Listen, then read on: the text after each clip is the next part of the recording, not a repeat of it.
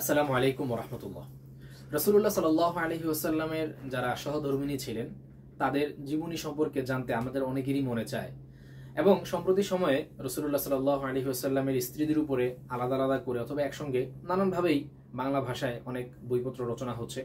সম্প্রতি আমার হাতে রাসূলুল্লাহ সাল্লাল্লাহু আলাইহি ওয়াসাল্লামের সহধর্মিণী বা যাদেরকে আমরা উম্মাহাতুল মুমিনিন বা মুমিনদের মা হিসেবে আমরা পরিচয় করিয়ে দিয়ে থাকি, সেই সকল মহামানবী বা মহামনীষী রাদিয়াল্লাহু তাআলা আনহুন্না তাদের প্রত্যেকের জীবনী নিয়ে আলাদা আলাদা জীবনী প্রকাশ করেছে বড় প্রকাশ।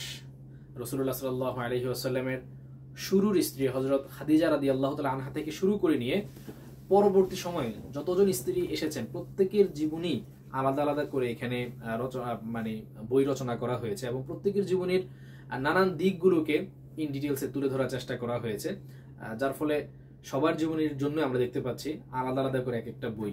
তো বাংলা ভাষায় যারা রাসূলুল্লাহ সাল্লাল্লাহু আলাইহি ওয়াসাল্লামের স্ত্রীদের জীবনী সম্পর্কে জানতে চান, পড়ো প্রকাশের এই যে উম্মাহাতুল মুমিনিন সিরিজ যেটা আমার হাতে আপনারা দেখতে পাচ্ছেন, অত্যন্ত চমৎকার একটা একটা বাক্সের মধ্যে তারা এই বইটা দিয়ে থাকে। তো আমার কাছে বেশ চমৎকার মনে হয়েছে বইটার ভেতরে দেখে, এবং এক একটা খণ্ড রচনা করেছেন এক একজন মানুষ যাদের প্রত্যেকেরই বাংলা ভাষায় তাদের রচনার হাত মোটামুটি আমাদের সবার কাছে পরিচিত।